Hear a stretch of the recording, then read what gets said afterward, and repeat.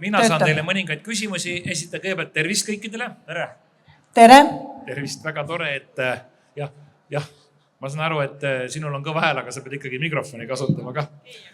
Aga mul on mõningad paar sellist küsimust ja ma loodan, et me saame siis siin meeldiva keskustelu tekitada.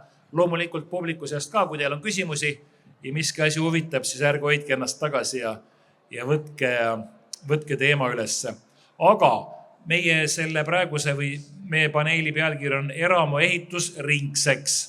Ja see on väga huvitav. Mina nüüd tahaks võhikuna kohe teada, et mida see nüüd täpselt tähendab, et eramuehitus ringseks. Kas see tähendab seda, et nii nagu taaskasutus on jube popp ja me peame, kui ma väiksena pidin oma venna vanu pükse kasutama, eks ole, vend oli vanem vend, et kas tänapäeval me kasutame kõik asju uuesti.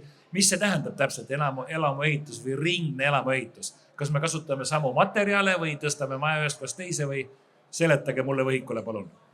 Ja, aitäh, ma teen alguse, et see maja siin ongi ringne maja.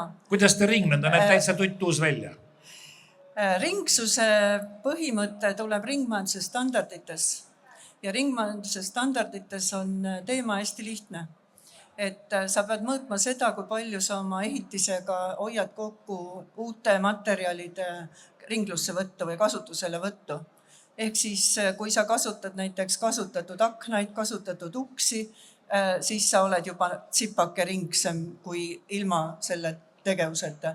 Aga kui sa kasutad puitmaterjale, siis sa oled veel eriti ringne, sellepärast et vastavalt kehtivale metoodikale saad sa näidata, et see maja on keskkonnasõbralik, kuna ta mitte ei emiteeri, vaid ta seob süsinikku.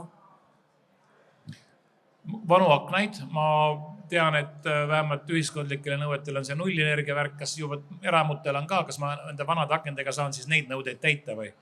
Ja just, et ma paningi ette selle järgmise slaidi ja siin on näha, et need teemad, millega me praegu arhitektid ja projekteerijad igapäevases töös silmitsi on energiatõhusus, on ruumiloome ja on ressursitõhusus. Ja kõigil meie tegevustel, nagu ikka, on alati kusagil mingisugune Euroopa Liidu raamistik. Ehk siis meil on energiatõhususe direktiiv, mis paneb meid arvutama süsiniku jalajälge hoonetele. Meil on ruumiloome taga olev New European Bauhaus initsiatiiv ja ressursitõhususe taga on meil jäätmedirektiiv. See, mis meil on uus, on siis ringmajandus, mis on toonud täiesti uued teemad sisse. See on see ringsus, millest me praegu räägime. Olen siin välja toonud keerulised sõnad, nende taga on nagu väga lihtsad mõtted. Kestlik toodete ökodisain, jäätmete ja pakendijäätmete raamistik, toote digipass ja kestlikkusaruandlus. Ehk siis see tähendab seda, et ringse maja, kui sa tahad öelda, et maja on ringne, siis sa pead seda tõendama. Tõendada saad sa seda nii, et sa paned ette kogu hoone olelusringi arvutuse ja kui sa seda oled teinud korrektselt ja metoodika kohaselt, siis sa arvestad seal ka ressursside ringlusega, ehk siis kokkuvõttes ongi sul ringne hoone. Nii, mis riik asjast arvab, kas mul peab olema ringne maja? See on sinu oma valik, aga võib-olla ma alustan sellest, et kus asi on tulnud, et me ju siin Euroopas julgeoleku vaates meil see jõurusikas muutub aina tugevamaks. Nüüd majanduse vaatest on täpselt sama küsimus, et kuidas me oma enda ressursse võimalikult targalt ära kasutaksime. Me oleme palju rääkinud energiast, et energia puhul, mis siin salata, et me ju liiga palju kiidelda ei saa. Et ega siin Euroopas ressurssi napib nii energia kui materjali poole pealt. Aga millega me saame siis kiidelda on see, et me oskame teha tarku lahendusi, oskame teha näiteks hooneid ja muid asju, mis tarbivad vähe energiat, aga ikkagi pakuvad seda sama kogemust inimestele ja meie ühiskonnale tervikuna. Nii et kui sa küsid isiklikust vaatest, siis ma arvan, et see väljakutse ongi see, et kus viia kokku need ühiskondlikud hädavajadused inimese enda mugavusega. Ja ma arvan, et see ongi suuresti arhitektide ja inseneride töö.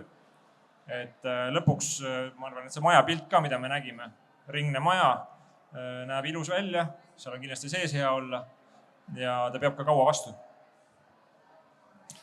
Väga põnev, minu jaoks täiesti niisugune huvitav teema. Olelusringi arvutamine, mis asi see on ja millal ja kuidas seda tehakse ja kõigepealt, mis asi see on, nii et tavaline inimene saaks ka aru. Et ringvaatele kortesest aru saaks. Arvutamine on tegelikult see meetod, millega me hindame need keskkonnamõjusid. Ja need keskkonnamõjusid on tegelikult hinnatakse kogu elutsükli jooksul. Mida see tähendab? See tähendab, me alustame toormaterjali hankimisest, siis me arvutame ka transpordi mõju, tootmismõju, kasutusfaasi mõju, pakendamise mõju, juhul kui see on meil oluline loomulikult tootmise puhul ja lõpetame jäätmekäitlusega. Samuti arvutame ka taaskasutamise, kui see võimalus on selle protsessi juures ja ringlusse võttuga, millest siin juttu on. Nii et see ongi arvutusmeetod. Ja siis me saame teada, kas me saame seda nagu ühe hoone, ühe maja puhul rakendada või? Mis me siis teada saame? Ja, me saame teada tegelikult numbri. Ja? See on nagu mõõdik selles mõttes, et kvantifitseeritud number, mida me saame teada ühe maja kohta, kui me räägime hoone olelusringi hindamisest, aga võttes arvesse kogu tema eluiga. Ma võin lisada, et siin võib paralleeli tuua energiamärgisega, et me ilmselt inimestena oleme suhteliselt harjunud juba sellega, et kui me kuskilt korterit tahame üürida või maja osta, korterit osta, et siis see energiamärgise tähis ikkagi määrab üsna palju, üha rohkem, nagu statistika näitab. Nüüd me oleme muutunud nii targaks, et me oskame hinnata ka palju laiemat eluringi kui ainuüksi siis selle hoone energiatarbimine. Ja me oskame hinnata ka seda, kui palju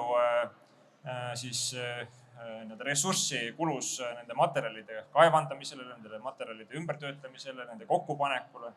Ja lõpuks isegi oskame hinnata seda, kui palju kulub elukaare lõpus, ehk siis selle maja lammutamisele näiteks. Ja selle me kõik suudame panna ühte sellisesse arvutusse kokku. Ja sellest tulebki see uus tarkus, mille kaudu me saame ka suunata enda ehitusvaldkonda kestlikumaks. Ehitusvaldkond ikkagi mõjutab materjali tarbimist väga palju. Ehitus suunatakse pool kõigist meie loodusvaradest. Ehitusest tekib Eestis 1 miljon tonni jäätmeid aastas. See on 2 korda rohkem kui näiteks olmejäätmed meie prügikastidest. Et see on kindlasti valdkond, kuhu tasub just nende nutikate lahenduste abil sisse vaadata ja selle abil suunata kestlikumat praktikat. Kas me saame siis nendest ehitusjääkidest midagi ehitada, et toimuks ringmajandus? Mida me saame ja millised on kõige ohtlikumad ja millised on kõige vähem ohtlikumad ehitusjäätmed, mida saab ladustada, ära visata? Ma tean, et ma esitasin 100 küsimust. Esimene oli see, et kas me saame nendest midagi ehitada? Ja, saame küll, et nii nagu ma ütlesin, et aluseks on ringmajanduse standardid. Need ütlevad, mida me tegema peaksime, et saada need vajalikud arvud ja tõendused. Ja kui me võtame standardid ette, siis me räägime materjalidest, aga me räägime ka elementidest. Ehk siis teisisõnu, kui me näiteks võtame ühe maja lammutamisel ära aknad, uksed, paneme need taaskasutusse, siis see ongi juba meie panus ringmajandusse, sest et enam ei pea keegi võtma looduselt uusi materjale. Probleeme muidugi on, sest kõik materjalid ei ole ja kõik komponendid ei ole nii lihtsalt kättesaadavad, aga nende probleemide lahendamine on ka üks osa sellest nutikast lahendusest. Nimelt see on nüüd projekteerimise ja maja disaini küsimus, et maja peaks juba algusest peale olema projekteeritud ja läbi mõeldud nii, et teda saab tükkideks võtta ja et nendest tükkidest võimalikult vähe läheb jäätmeks, ehitusjäätmeks. Et võimalikult palju läheb uuesti kas sama hoone renoveerimisele või järgmise hoone renoveerimisele. Kas nii saab ka, et teed väiksemaks selle maja? Ma tean ise ühe ehitussaatega, ma käisin, kui ma eksi, Vasalemma kandis, keegi tegi maju, kus sa saad, kui on noorpere ja on lapsed ja lapsed lähevad ära, siis sa teile väiksemaks teha. Absoluutselt, et siin on nagu ainult üks mõõde tegelikult on see, et sa teed niisugusi tegevusi, ja kasutad materjale ja majaosi nii, et keegi kusagil ei pea uut ressurssi kasutusele võtma. See on nagu ainus selline kriteerium või mõõde sellele ringsusele. No, milliseid materjale oleks kõige rohkem vaja ringlusesse või ringkasutusse võtta, millised on nii-öelda kõige ohtlikumad loodusele või jätame kõige suurema jalajälje ja millised on sellised, et mille kallal ei pea nii palju vaeva nägema, mis ei ole loodusele nii kahjulikud.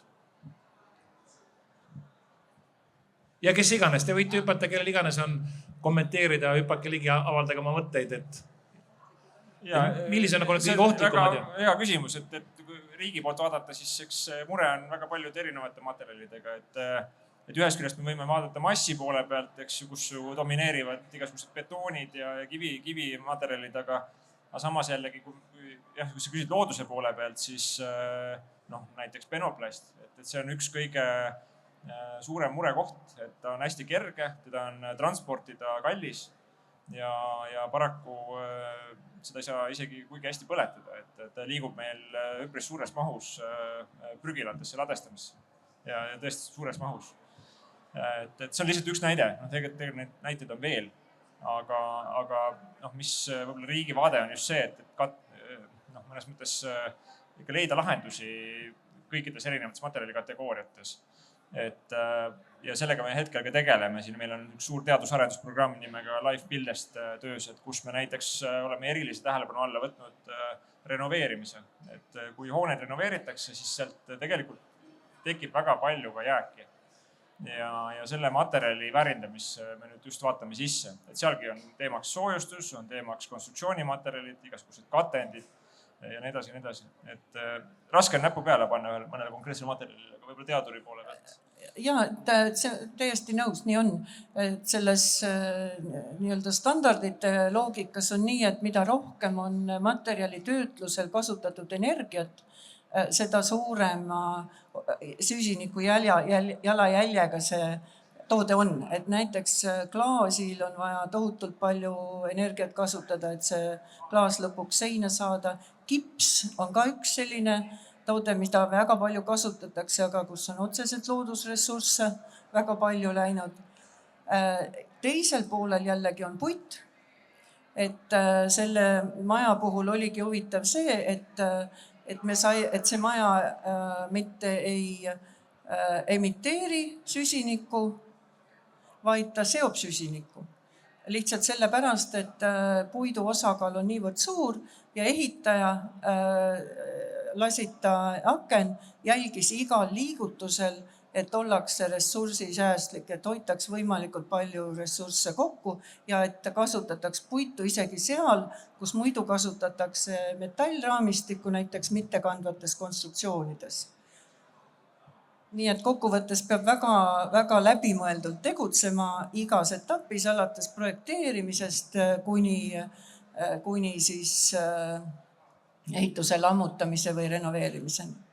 Kuulge, see kõlab nagu, et tavaline inimene, kui mina tahaks omale maja ehitada, see kõlab kõik, see lendab mul kõrgelt üle pead. Kuidas mina oskan arvutada, kuidas mina seda tean üldse, et seda kõike teha? No esiteks on selle jaoks eksperdid, kes aitavad alati nii suure investeerimisotsuse puhul. See on ju loomulik, aga samal ajal me oleme ministeeriumis päris mitu aastat tööd teinud selle nimel, et see olekski võimalikult lihtne. Et oleks Eestis olemas üks selge arvutusmetoodika, et oleks olemas need numbrid, see andmebaas, mille alusel erinevaid materjalid läbi arvutada, et oleks ka tööriist, et meil tegelikult ministeeriumi veebilehel on ka avalik üks selline arvutusprogramm. Kuigi nüüd me näeme seda, et kuna trend on üle-euroopaline, siis neid arvutuslahendusi tuleb ka selliste eratarkvaradena, et järjest see oskus meie turul paraneb. Ja mis on veel oluline on see, et meil tegelikult seda valdkonda nüüd ühtlustatakse üle kogu Euroopa ja iga riik tegeleb sellega. Meie huvi on selles, et me ei teeks midagi, me ei leiutaks jalgratast. Me ikka käiks teistega ühte jalga, meil on ju ka üksjagu eksporditurge väljaspool Eestit ja siin ka, et me teeme teiste Põhjamaadega väga tugevat koostööd, et see oleks just nimelt väga võimalikult lihtne, ka mõnes mõttes odav tegevus, et see materjal või hoone ära kaardistada ja selle põhjal teha juba targemaid otsuseid.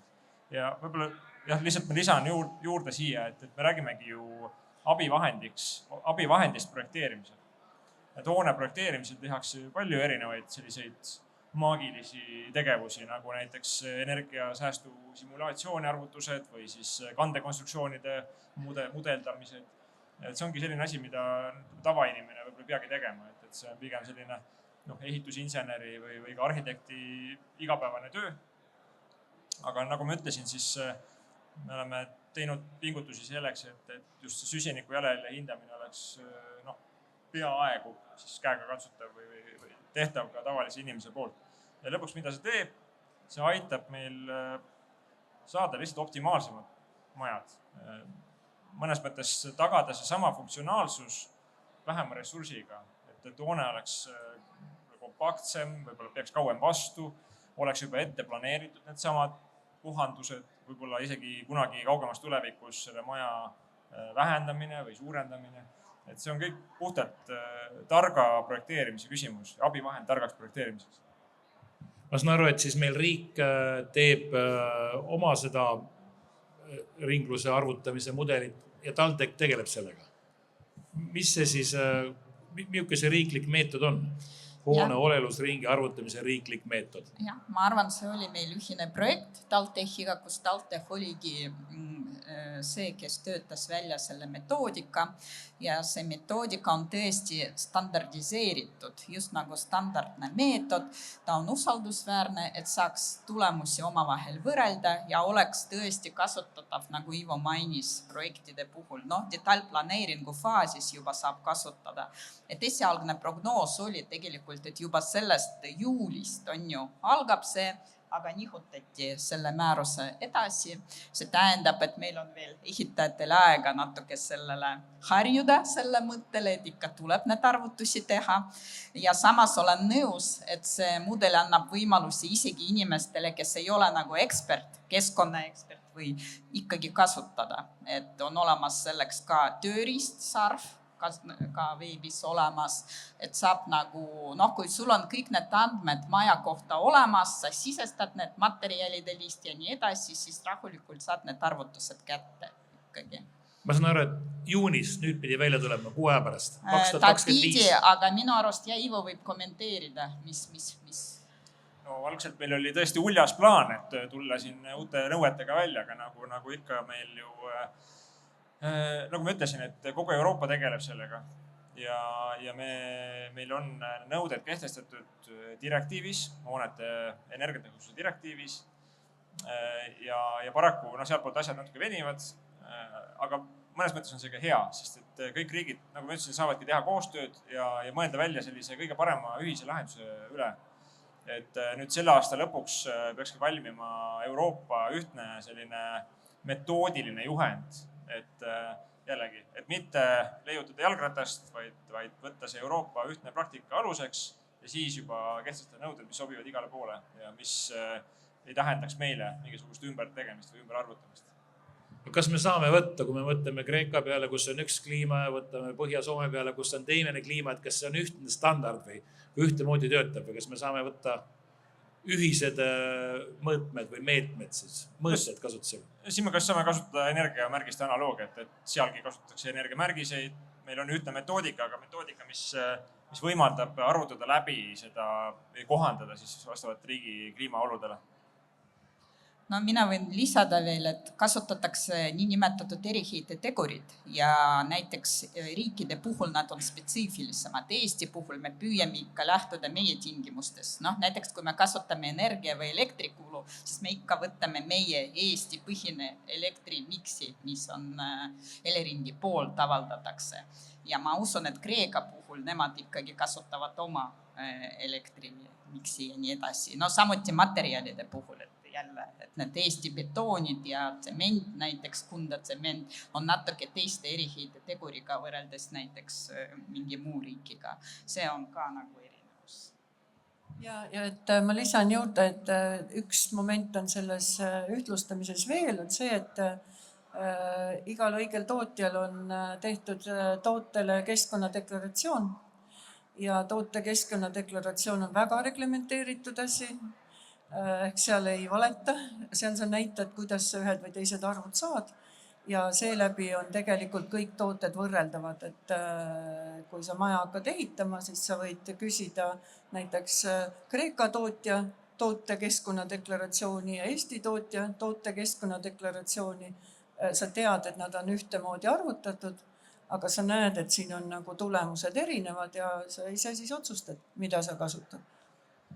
Kas see on nüüd minu enda otsustada või see on riiklik nõue või kui ta 25. kui ta nüüd pidi välja tulema? Jah, mis on siis ehitaja või hoone raja kohustus ja mis on ta vabadus ja mis on kohustus? No praegu on näha ka konkreetse maja näitel, et turg juba tellib seda. Aga jah, tõsi, et direktiiv, mida ma mainisin, et sellest tulevad kohustused ka, et aastal 2028 hakkavad juba siis suurematel majadel siis üle 1000 ruutmeetri need arvutusnõuded, et me peame siis arvutuse läbi tegema. Sarnaselt nagu täna energiaarvutuste puhul ja aastast 2030 siis peab see juba olema tehtud kõigi majade puhul, ehk siis see mõtteharjutus tuleb läbi teha.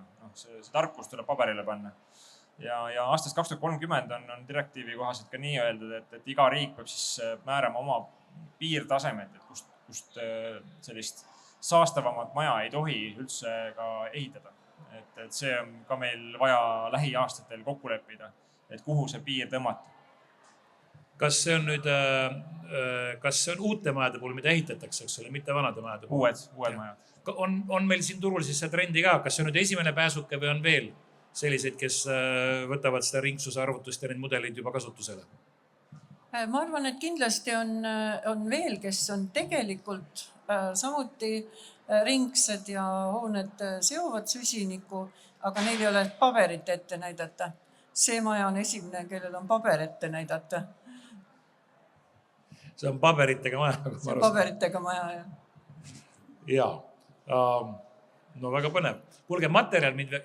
Kuulge, kas on kellelegi küsimusi? Saate vabalt esitada küsimusi, siis ma võib-olla tulen materjalid, jah. Ma toon mikrofoni sinna, küsime mikrisse, siis läheb eetrisse meil see asi ka. Tere, mina olen Markusel. Tõenäoliselt Ivo, sulle on see küsimus, kuna me hästi palju on räägitud praegu sellest mõõtmisest ja et me nüüd oskame numbreid panna ja asju ja sama, et nüüd numbrite järgi on väga hea regulatsioone teha, on ju, ja siis on jälle piirata ja näidata, kui halvasti keegi midagi teeb. Aga kas nagu riigi tasemel vaadatakse seda, et kas kuidagi saab präänikuga esiteks, mitte ainult piitsaga ja teine küsimus on see, et juhtuks siis 2028, kui suuremate hooneteni ka see asi jõuab. Et juhtuks sama nagu praegu meil tekstiiliga, et pandi regulatsioon, et sa pead koguma, aga keegi mitte midagi teha ei oska, on ju. Et ma saan aru, et kui sa väga tahad, sa leiad need materjalid üles, aga tegelikult see ülejäänud väärtusahel on täna, mis on palju keerulisem osa, on minu arust väga nagu pole lahendatud, sellega TalTechis me ka ise tegeleme koos, aga mis on siis nii-öelda riigi tasemel ja ministeeriumi tasemel see vaade, et ei tekikski seda, et 2028 te nüüd teete kõik halvasti, siin on regulatsioon, saate trahvi või mis iganes, või kõik läheb jälle kordades kallimaks nii-öelda.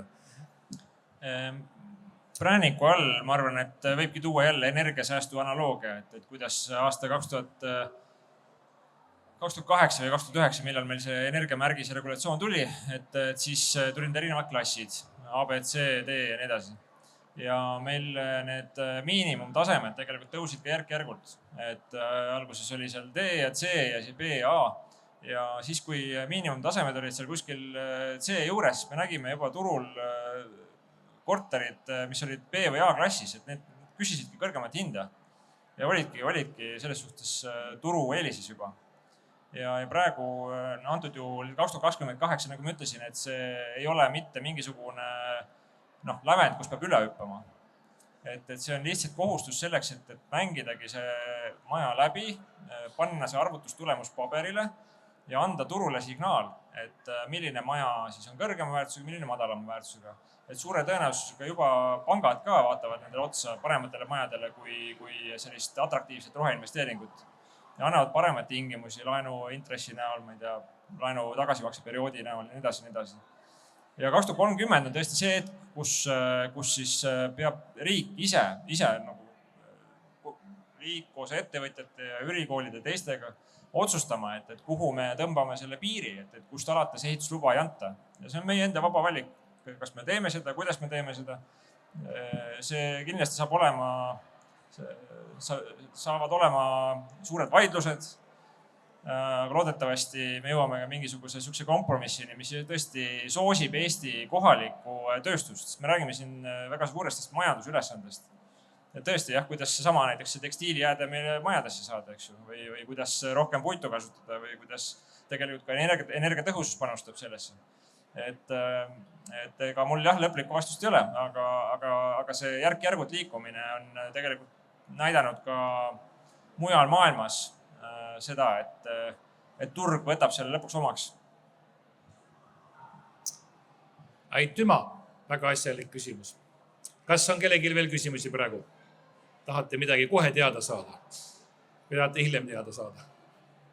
Nii, aga ma tulen korraks tagasi nende materjalide juurde. Näiteks betoon, mis on sinna kusagile vundamenti valatud.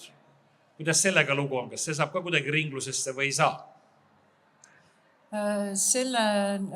Betoon on jah, selles mõttes keeruline materjal, et ilma betoonita ei saa.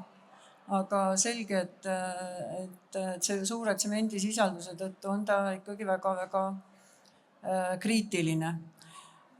See, mis praegu toimub, tegelikult on väga intensiivne arendustöö selleks, et saada, me võime nimetada roheline betoon, parema meelega ei nimetaks, aga et saada betoon, mis oma kvaliteedi omadustelt ja tugevuselt on sama väärne kui see betoon, millega me praegu oleme harjunud, aga mille tsemendisisaldus on oluliselt väiksem.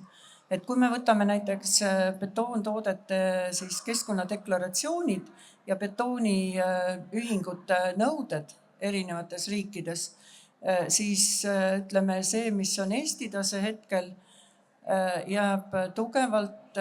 on tugevalt kaldur väiksema keskkonnasõbralikkuse suunas kui see, mis on Rootsi tase praegu. Ehk siis need süsinikuemissioonide piirarvud on Rootsi betoonis oluliselt madalamad.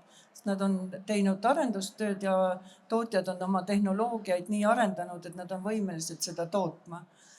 Rootsis ma saan ka aru, et see turg on suurem, nõudlus on suurem, et me jõuame järele ka sellele ja esimene asi, millega me järele jõuame tegelikult on see, et kui praegu betoonitootjad paljus oma seinapaneelidele ja betoonelementidele võib-olla saavad müüdud ka ilma keskkonnadeklaratsioonita, siis mingil hetkel nad ei saa enam müüdud ilma keskkonnadeklaratsioonita ja sealt tuleb võrdlus kohe välja, et sa enam ei saagi seda nii-öelda siis saastavalt toodetud betooni müüa, sest võrdluseks on sul parem rohelisem betoon.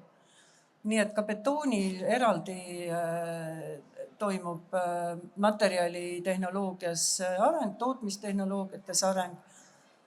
Kindlasti ei saa seal süsiniku jalajälge nulli betooni siduvaks, nii nagu puit, aga paremaks kindlasti saab.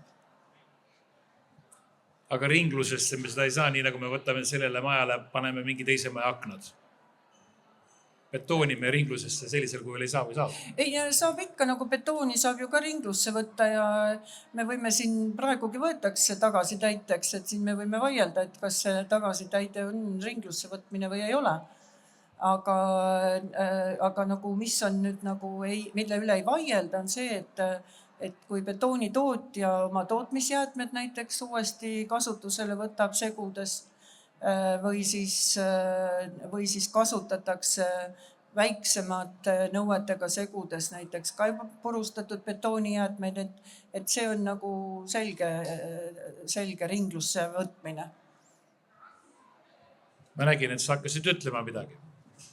Kommenteerima. Ja mul oli tegelikult üllatus, et kui ma tulin ringmajandusvaldkonda, siis ma nägin, et ehitusjäätmete ringlusse võtta on tegelikult päris kõrgel tasemel, et kuskil 36% ehitusjäätmetest võetakse uuesti ringlusse, ehk siis nad saavad tootesertifikaadi ja suur panus sellest ongi betoontoodetest tegelikult. Küll me räägime siin taastäitest paljuski ja mingite segude segudega seotud innovatsioonist, aga asi seegi. Ja mul tuli seoses sellega üks huvitav asi meelde.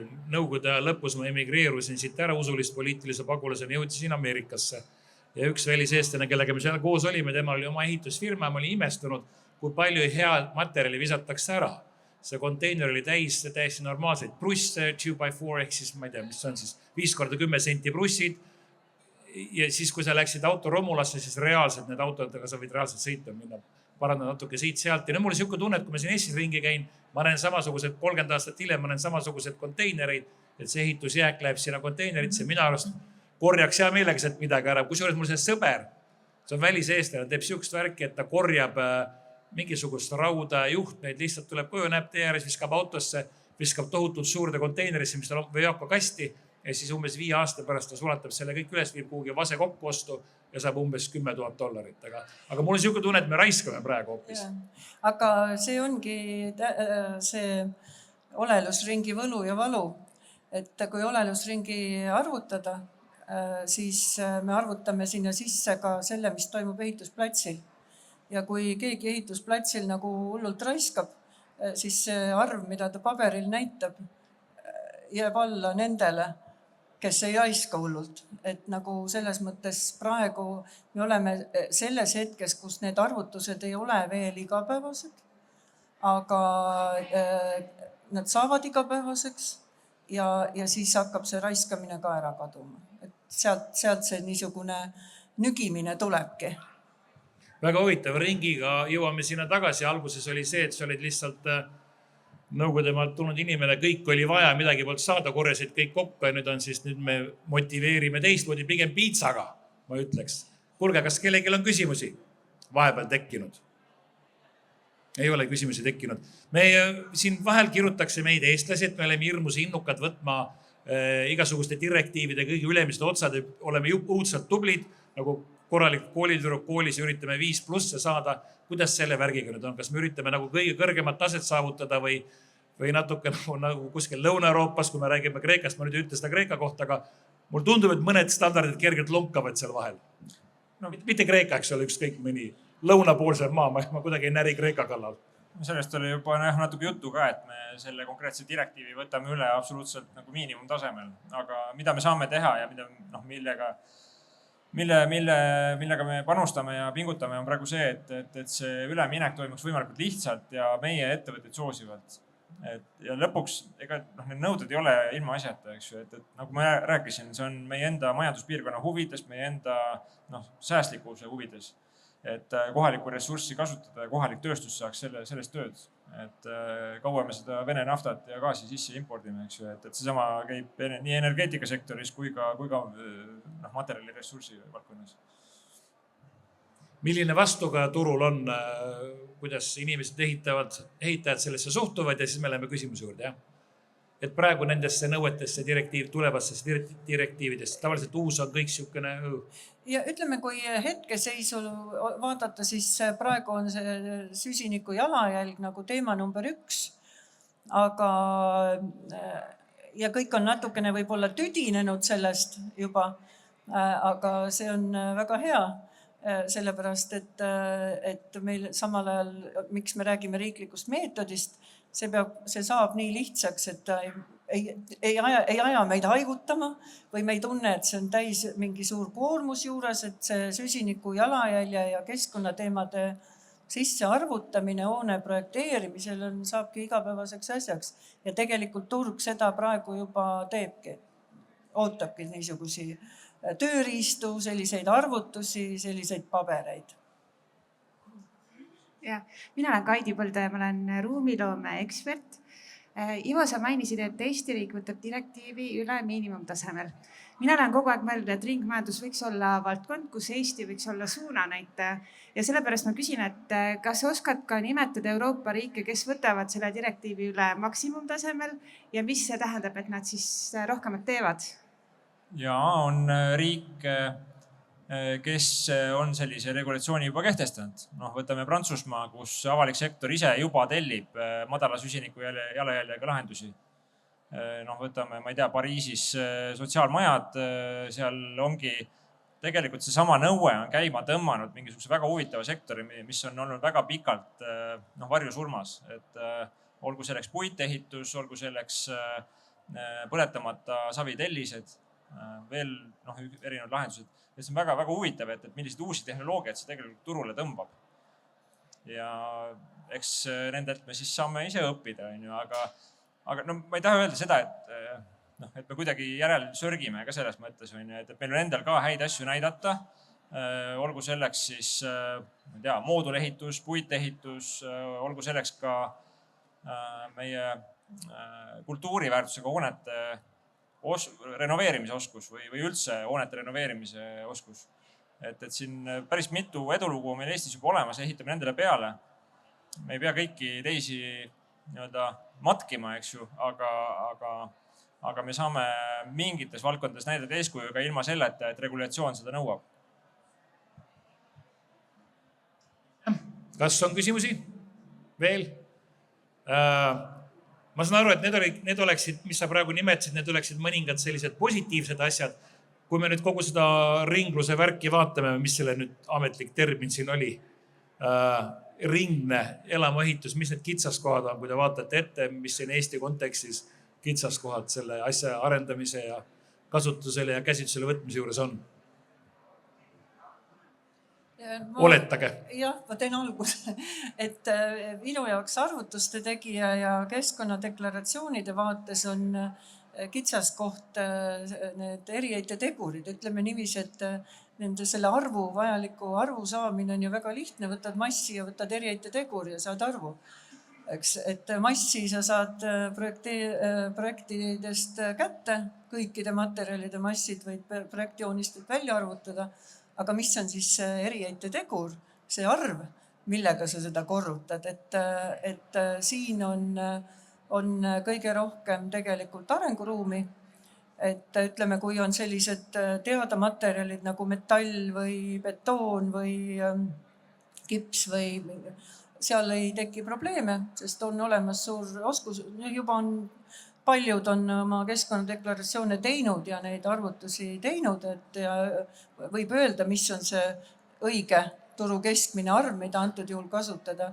Aga näiteks taaskasutusse võtmine, hoone detailide, osade taaskasutusse võtmine, mis koefitsiente seal kasutada, et see on täiesti selline ütleme väga põnev ja nagu praktiliselt uus valdkond, et mis tuleb nüüd läbi ammustada enne, kui riiklikud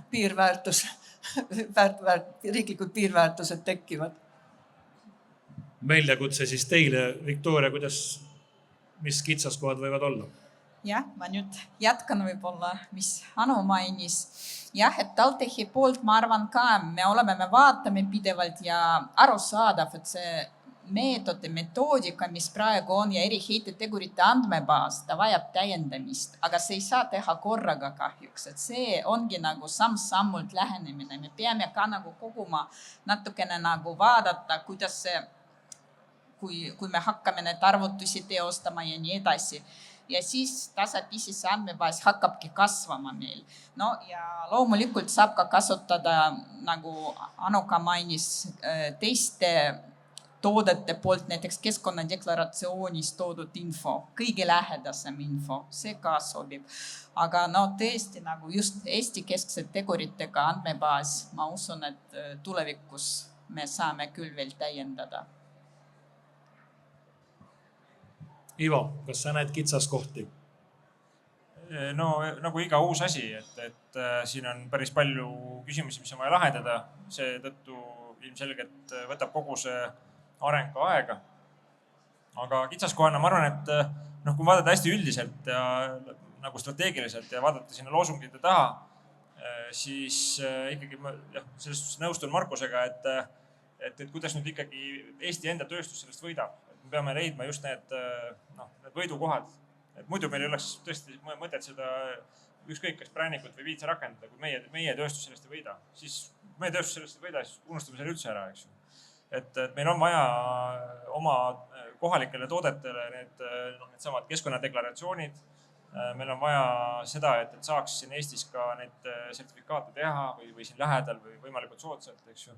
Meil on vaja seda sama know-how'd, mis praegu TalTechis on, eks ju, ja veelgi laiemalt. Et see on selline, jah, mul on raske nagu ka näpu peale panna mõnele konkreetsele asjale, aga meil on vaja, et meil endal tekiks selline puhas tööstus, mida tegelikult kogu selle regulatsiooniga taotleme. Meil lihtsalt tekib nüüd nõudlus sellele puhtale tööstusele. Puhas tööstus on ilus sõna. Öelge igaüks üks kena mõte või lause siia lõppu, me tõmbame nüüd otsad kokku. Miks nüüd ikkagi on seda elamuehitust ringseks vaja, mis see meile annab? Kuidas see mu elu paremaks ja ilusamaks teeb? Teeb elu selle võrra paremaks, et me ei võta uusi roodusressursse kasutusele. Mida ringsimad me oleme, seda vähem me uusi kaevandusi teeme, uusi puid maha raiume, uusi valusid teeme. Jah, oleme siis kestlikumad. Ja lõpuks kasutame ka talupoja tarkust ära, et ma arvan, et sa ise vihjasid ka siin meie võib-olla ajaloole, et kus me oskasime oma materjale targasti ära kasutada ja tundsime huvi nende asjade vastu, mis jäid ka üle, eks ju. Et see ongi ju lineaarmajanduselt ringmajandusele ülemineku mõte. Väga tore, aga Anu, Viktoria, Ivo, aitäh teile selle paneeli eest, väike aplaus esinejatele.